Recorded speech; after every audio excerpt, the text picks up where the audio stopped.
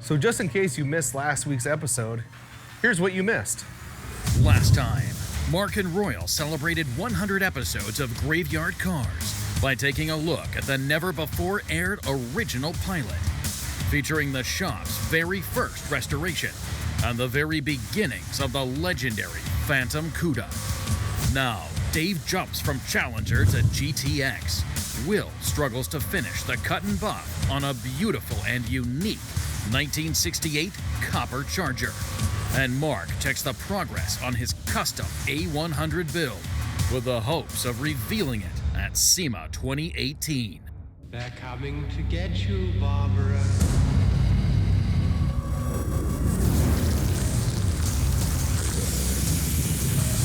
It has been established that the unburied dead are coming back to life.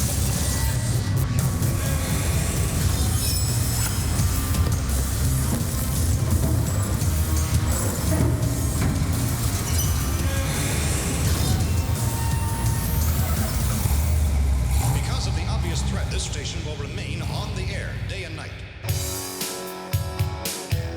So right now I have our 1968 MM1 Charger in the booth, ready to go and be painted. It's about 5:30 in the morning. I try to come in a little bit earlier so I can just stay focused, start painting the car from start to finish without any interruption. So once I get dressed here in the booth and I'm painting, it's a nice color. We haven't done it yet. It's real pretty. It's kind of like the burnt orange, but it's a little more bronze look to it. Super transparent, high metallic. So it's one of those colors that you just got to be patient, and you'll spend the next 4 or 5 hours doing. Once I'm done with the car, it's gonna look amazing. I mean, it's the final paint. The prep work went great, and I'm a better painter than Mark, so of course it's gonna look good. First of all, it's a 68 Charger. That is in my opinion, that's the best year Charger out there. Secondly, the color. That MM1 turbine is the first time we've ever done that color here. First time I've done that color. It's a gorgeous color. Then you top on the fact that it's got a white stripe and white interior. This car is just gonna be an absolutely stunning car and probably the best looking car that's ever left here.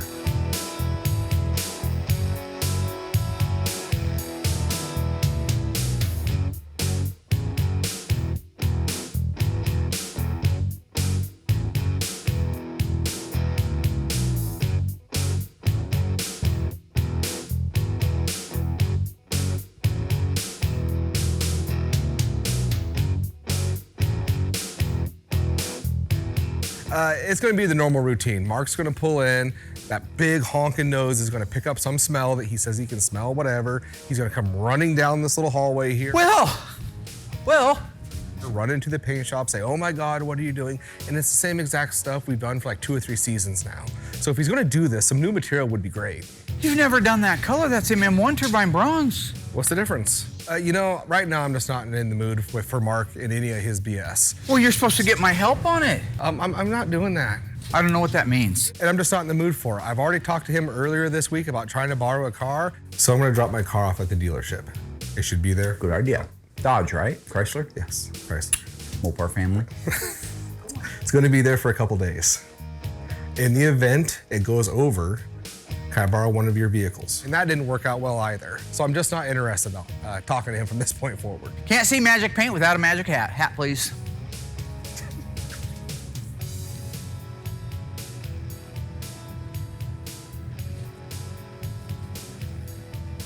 This thing really works.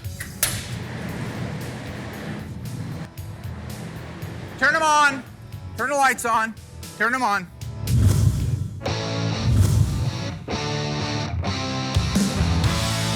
Yeah, right here we got a beautiful 1970 Dodge Challenger RT SE. Right now we're to the point where we're gonna have Larry come in from Larry's Interiors and do our vinyl top, which is very unique because it has that formal roof with the small back window.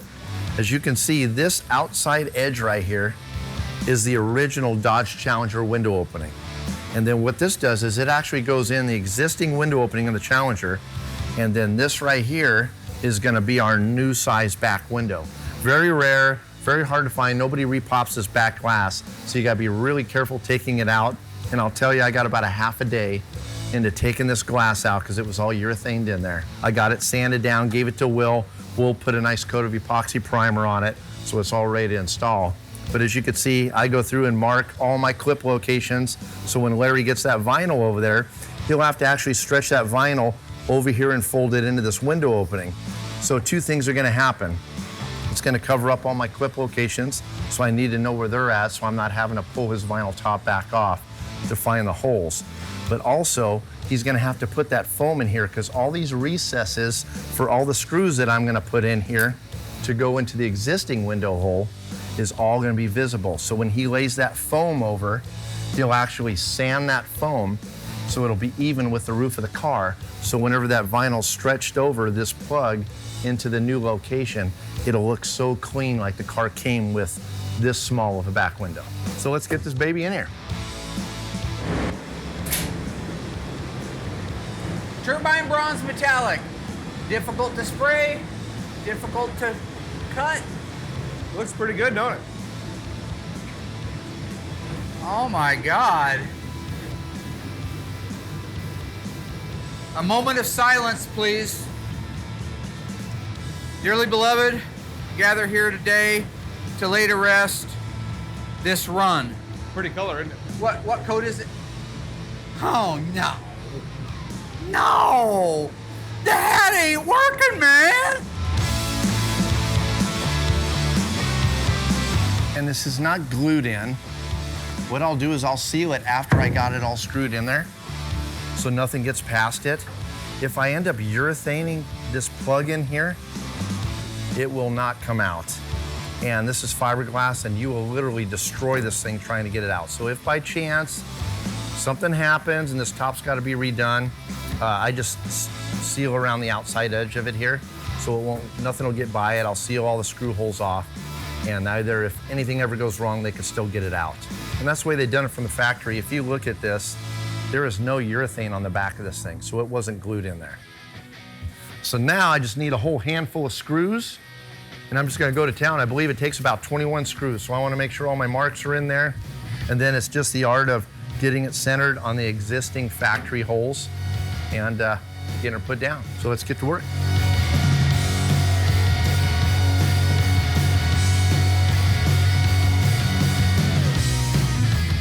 All right, all screwed down and ready to go, so.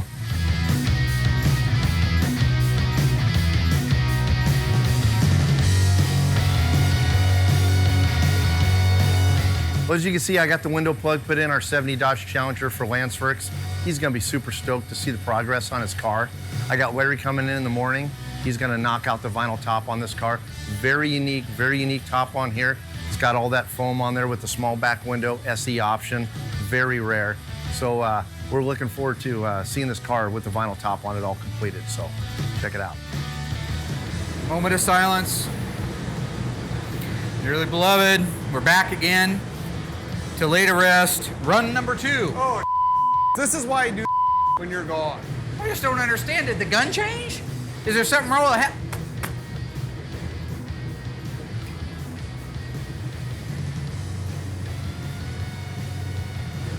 It still works. I don't know. Oh, no. Now that's a run. I had one run.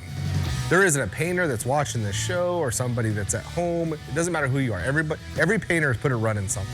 It doesn't matter. It's just as long as you can get it out, that's fine. He just likes to be a little more dramatic when the cameras are there.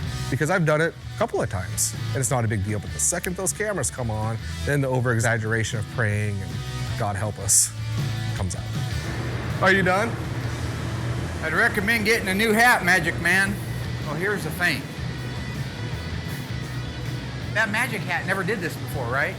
The best paints in the world, the best guns, the best booth, and he's running this thing like a kid on a playground with a rattle can.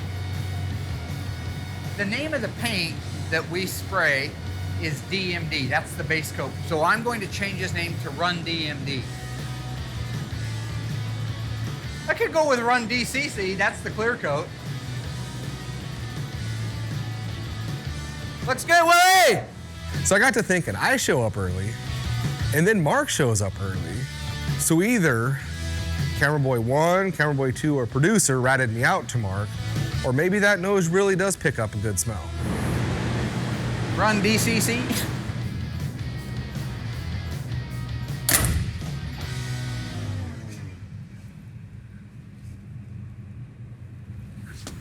Coming up, Dave jumps from Challenger to GTX. Will struggles to finish the cut and buff on a beautiful and unique 1968 Copper Charger. And Mark checks the progress on his custom A100 build with the hopes of revealing it at SEMA 2018.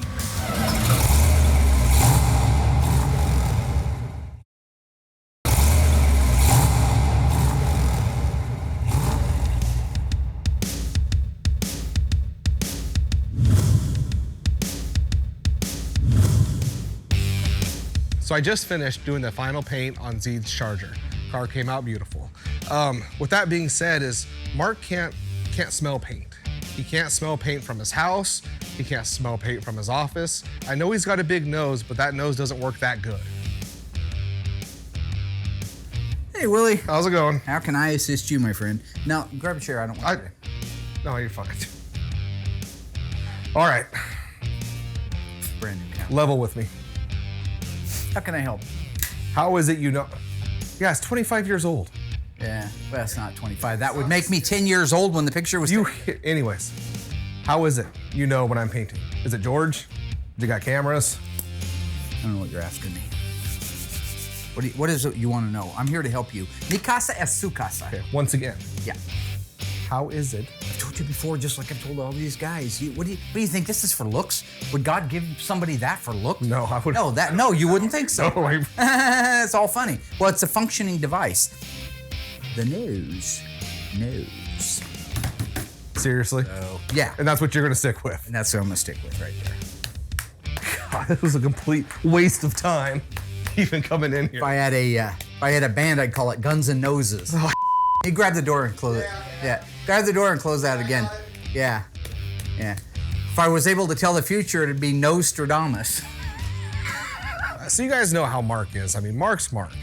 You know, so if it wasn't you guys, you know, that ratted me out, then he's got to have a camera around here somewhere.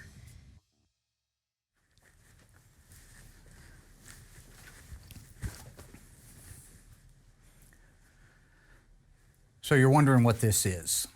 I've been thinking a lot about Graveyard Carz and where I foresee it going in the future, not only as a show, but as a shop and a team.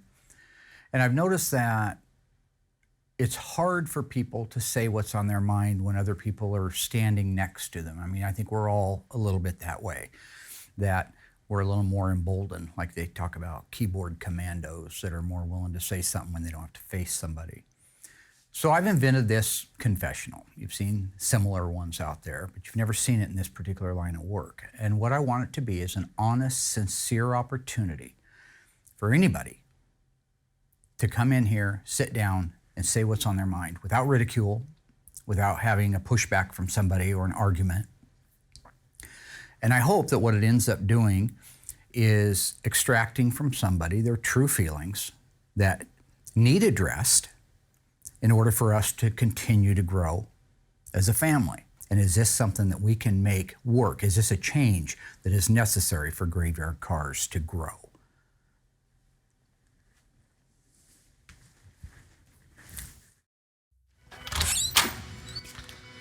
All right, so I just finished the conversation with Mark. So you know, I come into Dave's area, which is the assembly room, and there's two cameras in here. We got one this direction, we got this one in this direction. It covers everything. Bounce over to the machine shop. I know exactly where the cameras are. They're there like normal. And then right out to the body shop, we got 2 or 3 out there, and I know right where those are. So any other cameras that he might have out here, he's had to place himself. So there's only 2 spots out there where the cameras don't see. That's inside the paint booth and inside the mixing room. So if he's actually going to do something, he's got to place a camera in one of those 2 areas. You know, the mixing room isn't a big area, so there's only so many spots you could hide a camera. Obviously, it's not going to be in plain sight, so you have to be a little sneaky with it. So maybe it's one of those stupid little pins he's got sitting somewhere that I don't know about, or maybe it's next to the paint gun cleaner. It's got to be well hidden because it's a small room. Think about spots to look. Even if Mark does have a camera in here, I don't care. I still got to come in here, do my job. Whether he wants to be here or not, that's fine. I still got work to do. Yeah, I don't have anywhere else to look.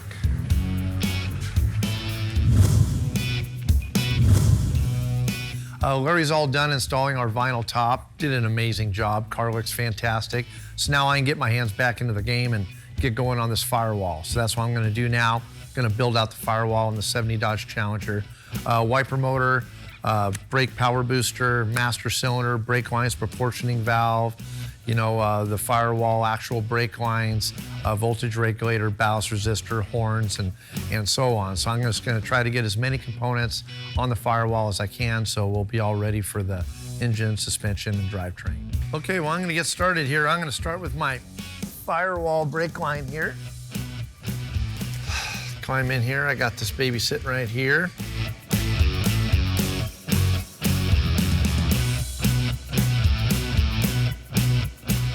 Now I'm basically gonna grab my master cylinder. It's gonna go right in here. It's got 4 studs. It's gonna feed right through here. I'll go ahead and put that in place, and then we'll start building everything out from there.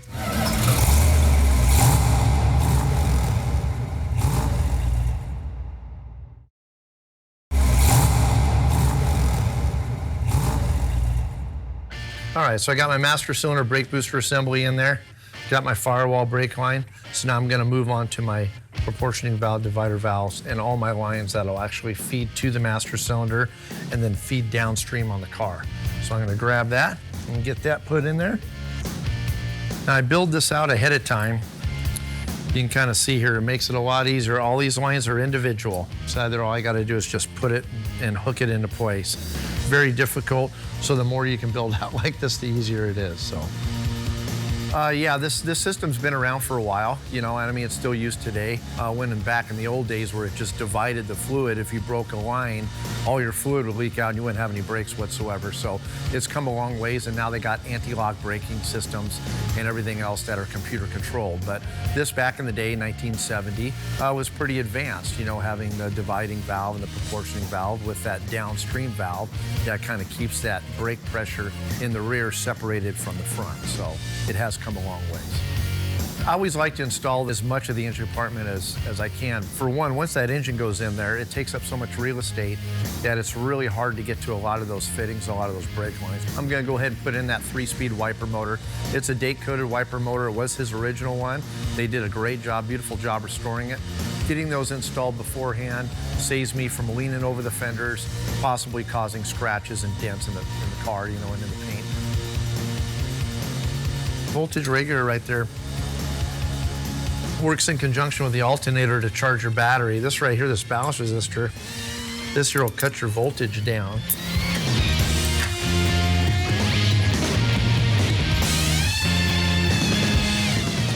So now I'm gonna work on doing some of my clips.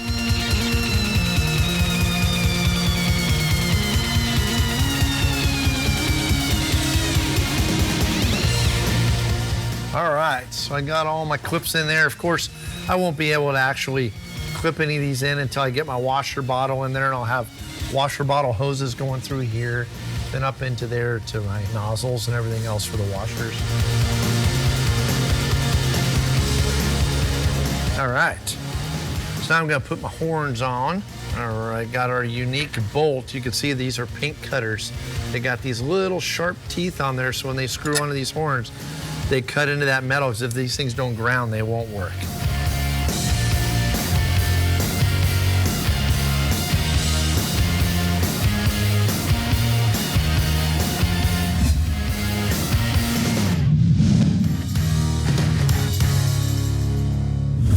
Right now I'm out in the body shop next to our Dodge A100. This is the little truck I showed you last season that we're gonna build the little dead wagon out of. It's an homage to Bill Maverick's little red wagon. So I just kind of wanted to catch everybody up with what's going on, show you a couple of tricks that we've been doing on it. This is a really solid, super solid truck, as in zero rust, but it was beat up from being around since 1964. It's like me, you know, mine was 62. So what you'll see is, here at the front, you see some welding that we've done. This thing had hit something, a pole, a door opening, another car.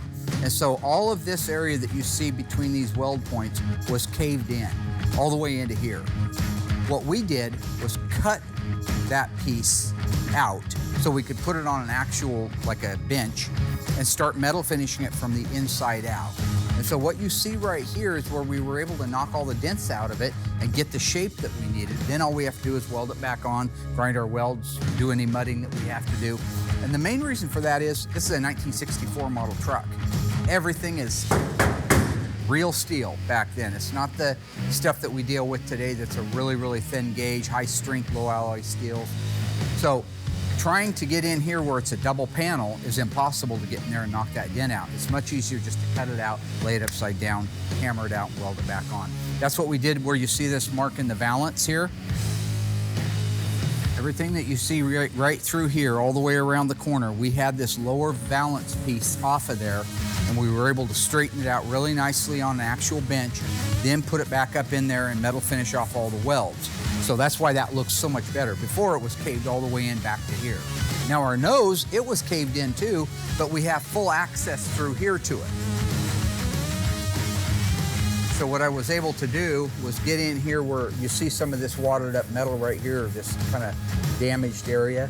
I was able to put a porta power in between this wheelhouse and that wheelhouse with a bar and push this area out while I was stress relieving it. That's why you end up seeing so many of the little dent marks and ding marks is I was relieving the metal around it so that it would stay out when we let go of it, not oil can back in. But anyway, that's all the techie stuff, all right? The fun stuff is back here.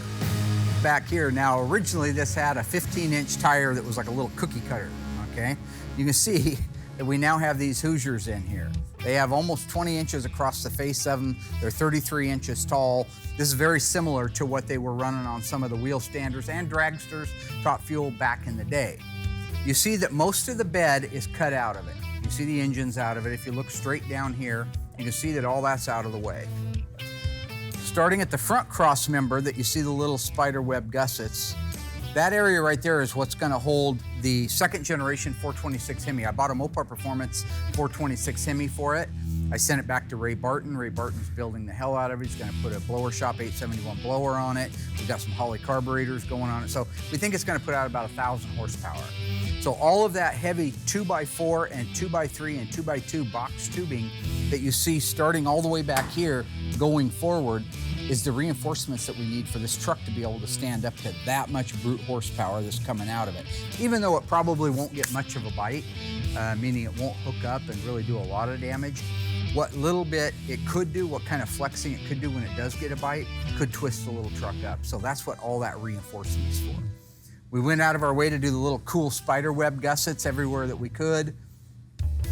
Mosier connected with us and put a 8 3/4 style housing that they narrowed to my specifications. Over here you got the wheel tubs. I just got one of these in. We built a 1/4 by 1 inch by 1 inch square framing for this to set down in. It's just sitting there right now. We have to do some welding to get that all in place. We have to level it a little bit. But this is what both sides will look like as soon as we're done. So as soon as we have these in, we'll finish off all of our metal work, and then I can send this out, have it dipped, and when it comes back, we can start doing body and paint on it. As soon as we can get the body and paint work done, hopefully Barton's done with the Hemi, the rest of the guys are done with the other things. We're building a 727 torque flight for it. As soon as all that's done, we'll build a Marriott together, because our goal is to be able to get to SEMA 2018. This is our road to SEMA car that we're doing this year. So one of two, actually. We got another one we got going, but we can't talk about that yet. So that's kind of the meat and potatoes of where our 1964 Dodge A100 Little Dead wagon is at. And stay tuned, we'll keep you guys caught up down the road.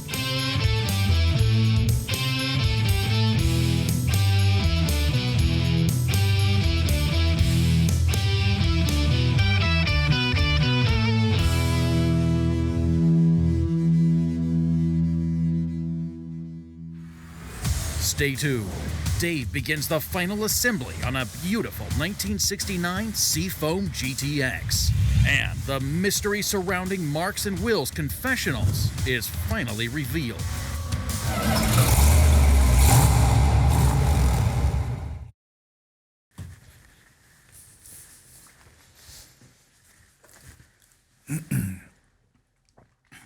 I don't know if anybody's used this yet, the Confessional. Will came in and he asked me about using a car because this car was going to go into the shop for some repairs and he didn't know if he'd get it back in time for the weekend. And it's funny because Will's family. He knows he doesn't have to ask. He has keys to everything here. He has keys to the shop. He has codes. He has a key to my house. You know, he's family. When I say family in that aspect, I truly mean it. I met Will when he was like 17 years old, and I was pretty young too. And you see us go at it sometimes in the shop, but that's a lot of fun too. It's kind of one-upmanship, who can get who. And we both recognize that, but we also both recognize that at the end of the day, we are brothers and we look out for each other. And I hope that I feel the same way when I'm 70 that I do today when I'm 55, that these guys are family and that you love them. And when you have a child and you love them, you do what any good parent would do, and that's make sure their needs are met. So in the case of this, there's no reason to ask for a car, but I appreciate the respect that he did it. Of course I'll lend him something. So far, Will painted the beautiful 1968 Copper Charger. Dave began the assembly of the 1970 Challenger RT SE. And now Dave jumps onto the 1969 GTX, while Will preps for the cut and buff of the 1968 Copper Charger. And the mystery surrounding Mark's and Will's Confessionals is finally revealed. I'm getting ready to put our hood inserts in our 69 GTX. These are a non-air grabber style hood insert, so they're just basically a decorative item with the engine call out on there. In this case, a 440, because it's a Super Commando engine. The Q5 Seafoam paint is just amazing. Looks great on the inserts. 440 call out, looks great.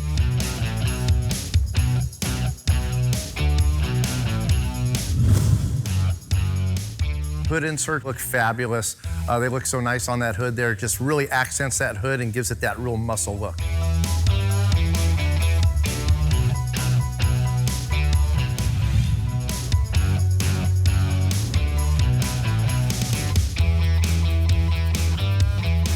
I'm going to go ahead and install the grill in the GTX. We did a fabulous job actually restoring this grill. We were able to keep the original grill, which in a lot of cases is pretty rare, being that it's, you know, mostly plastic. It's got a couple little metal bands on it, but we're also able to get the original fasteners from Tony. A lot of them break off. When you remove that grill, they all snap off. So it came out beautiful. So it's always nice to actually have the original parts from the original cars that we're able to restore and put back on that car.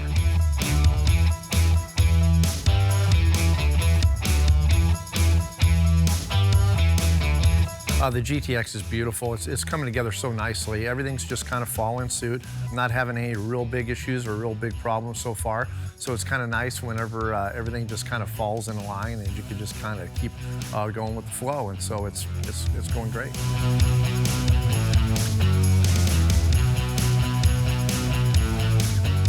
What I'm working on here is our wing window assembly for our 69 GTX behind me. I'm going to disassemble this because if you can see here, this chrome is pretty pitted.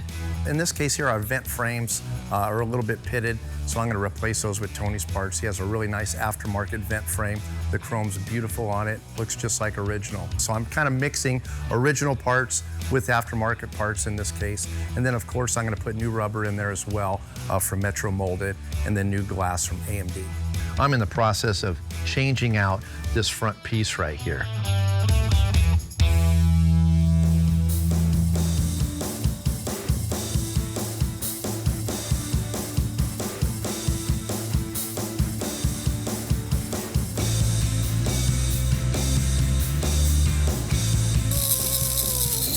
So now I got my channel. This is the part I'm saving. This is the part I'm going to replace. This one is actually in really good shape. All I got to do is probably wet sand it and polish it up. So I'm going to do that, and then I'll go ahead and prep my surface, and we'll get our new part placed on there.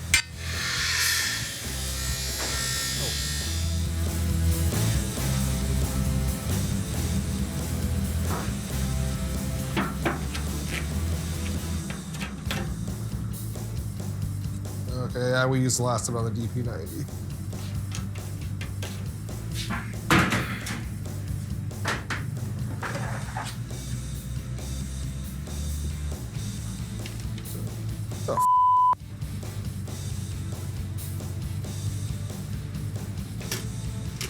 You gotta be kidding me. Mark's actually got a surveillance camera hooked up in here.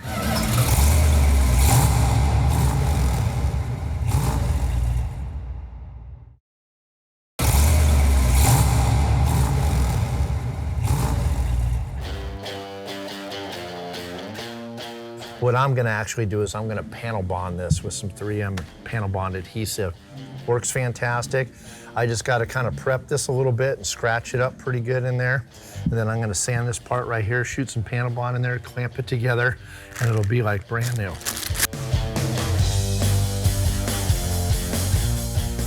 You want just enough to glue it in there, but not so much into where when you push it, put your part in there and you clamp it, it shoots all out over your chrome. Don't overdo it. Set that baby down in there gingerly, like so. Make sure I'm on my tape, like that. So there you got it. All right, so I got my wing window assembly all unclamped and everything. I put the panel bond on there. So I got that new Tony's part piece glued on there. You can see it looks fantastic. I got my wing window installed in the new Tony's reproduction lower part. I kind of wanted to lay it alongside of an original one here so you can see how accurate his part really is. I mean, he does just a fabulous job on these reproductions. All right, now we're gonna go ahead and get this rubber installed. We get our rubber from Metro. They do a great job. Thing to use is, if you want to use this, I use glass spray, you know, just like a water-based. So I'm just gonna kind of boob it up pretty good, shoot it in the track in there.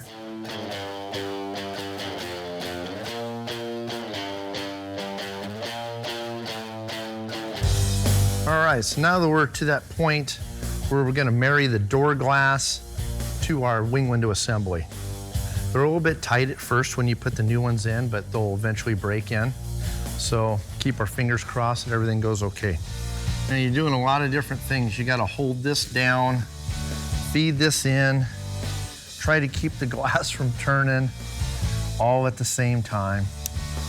A lot of people are afraid to do glass. It's really not that bad.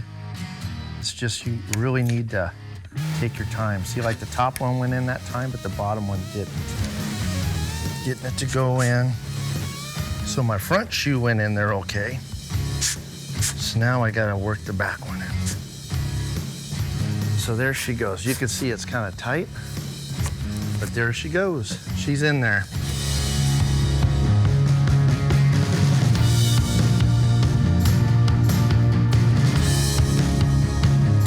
Get a good shot of the camera in there? You know, and just as I thought, you know, Mark's done that stupid silliness of actually putting a camera in here. I don't get it, I don't know why he does it, but it's just a huge waste of time. He wants to get 15 cars done a year. We should probably stop doing this stupid. It's on now. So I'm gonna go in and talk to Mark. Hopefully it doesn't turn out like it did when I asked to borrow a car. I started working for Mark in 1995 when I was a sophomore in high school. So, you know, when I took over as painter, you know, it has its ups and downs because you're just learning on the fly and you think you can do it until you're actually the one doing it. At that time, where a lot of people would have probably fired me, he stuck with me. We've grown close over the years and I've become a great painter because of him. Mark's worked really hard to get where he's at and I'm glad to be part of it. And the people that he surrounds us with now, you know, we're all a big family and we're all part of the team. He's still silly, his, you know, normal routine. But being here truly is a blessing. Wrecked him, damn near killed him. I still love that joke. But that's not nice. You need... What are you doing? Found it, huh? Yeah. You got nothing better to do with your time? You need to make that hole bigger next time. Get a wider shot. Look, no, there is no look, Clouseau, I know you think you're so brilliant for coming up with this. That's great, okay? The fact of the matter is, obviously, I could have put a tinted lens over it with a blue shade to it, and you would. Why even bother doing this? I do that because I want to make sure that you're doing your job. I'm doing my job. And I always do. I'm there to help I don't you. need. This is not help. You do need help. This is not creepy. Yeah, all I'm saying is I want to be able to keep an eye on you, make sure you're doing your job. I'm doing my job. Are you doing your job? Yes. Let me ask you this, all right? What is a picture worth? You're as crazy as your cousin out there. Picture is worth 10,000 words. Fred Bernard, oftentimes accredited to Mark Twain, but it was Fred. I call him Freddie. Willie, you forgot your can. Willie! Ha ha ha! Good job, man.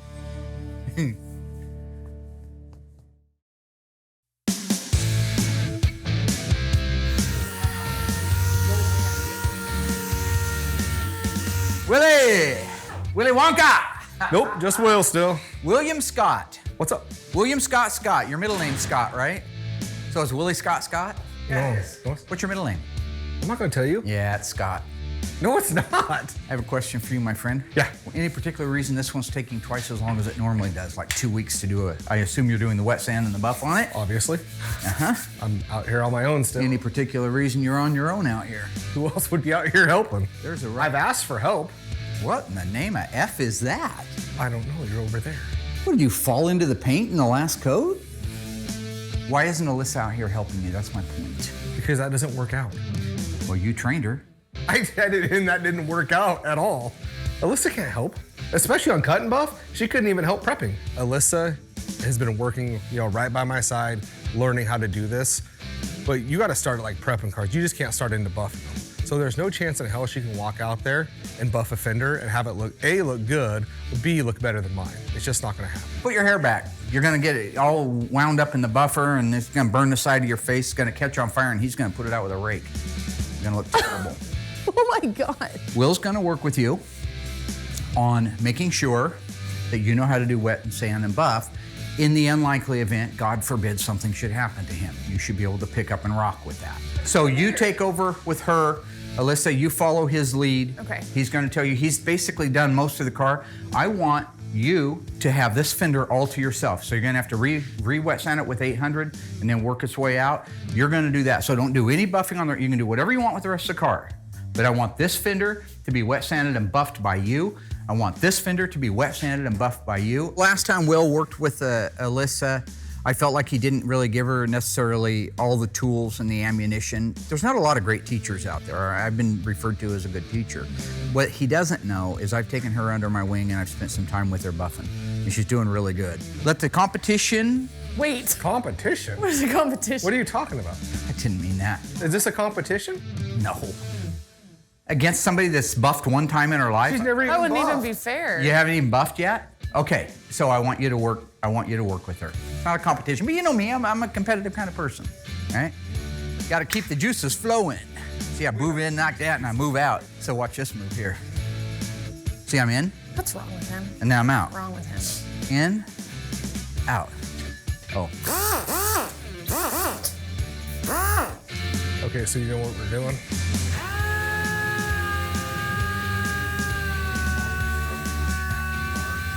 Well, since you've been working with me and you have been patient, not your normal crazy self with your dancing and your whole routine, he's actually taking the time to teach me. How's that looking? Well, looks good. Sorry. I have no idea what that was about. I've worked with her in the past trying to prep these cars for me, and she just isn't physically capable of doing it. Now, all of a sudden, she walks out here to the booth, gets the car looking the way it should on the first try, like she knows what she's doing. So something's up. I'm not sure what it is, but I'm sure we'll find out. This is it, the big enchilada, the big cheese, getting ready to walk in. See how my daughter did versus William Scott? The doors are already open. I don't get it. Is that supposed to be like a power intro or something? Have I created a monster? You shouldn't. It's not about them, okay? And if you are gonna do a power shot, and you guys don't put this in the edit. You look like you're about to knock a lung loose. Okay, I wanna be left alone. I wanna be able to, I'm basing this on the flatness of the panel, the cleanliness of the panel, the buffing, the making sure there's no scratches in it, and the final finish. After looking at Alyssa's and looking at mine, obviously, just looking, mine's better, obviously. But Mark being Mark again, Alyssa's gonna win. She's gonna be better than me. I'm gonna be She's great. And yeah, that's how it's gonna go. I will reveal the judge's score. As you were. Who won? He's an idiot. Idiot. So the competition thing between Alyssa and I, you know, that's just more Mark twisting stuff, spinning it around. Just like when I asked to borrow a car. You know, he takes something that's innocent, and then before you know it, it all comes back at my expense. Recently, I got kind of one of those bucket list vehicles. I'm an old motorcycle buff. I love all that. I had a Bultaco 250 and a 125 Persing. My cousin had a TM400. I had a Honda 100. As kids, we just always played with motorcycles. You know, and don't get me wrong, I'm appreciative that he let me borrow the motorcycle. You know, it is transportation to get home. I haven't even ridden it. I only just got it. But I thought, what a great treat. But while that is nice, I just can't help but think, you know, we have 2 or 3 shop trucks here. We have a van. Mark's got a couple of personal cars. I just don't understand why he had to put me on To hand him the keys, so to speak, and let him be able to drive that, should he need to.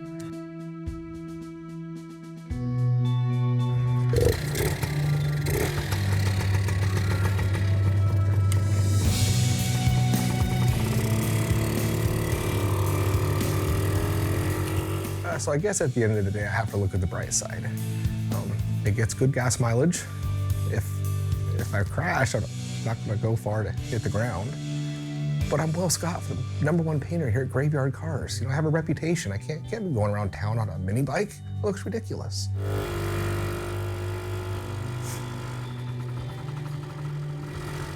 Mark has always said he would rather be at the bottom of a ladder that he wants to climb, rather than being halfway up a ladder that he doesn't. I'm 40 years old. I got 6 kids. I just want to be at the top of a ladder. Any ladder.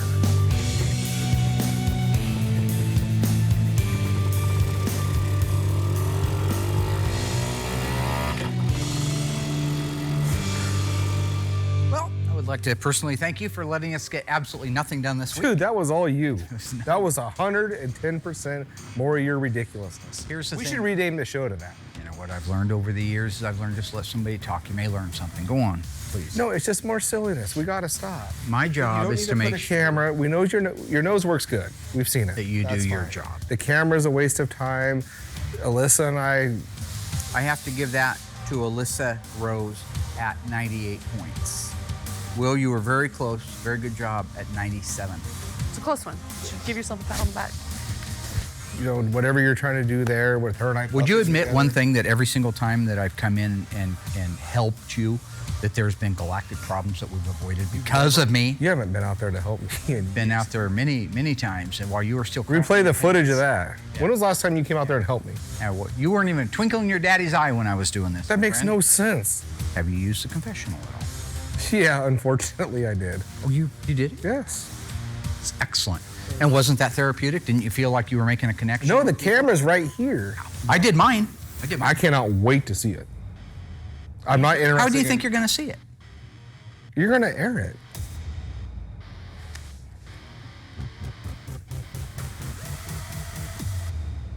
Am I wrong?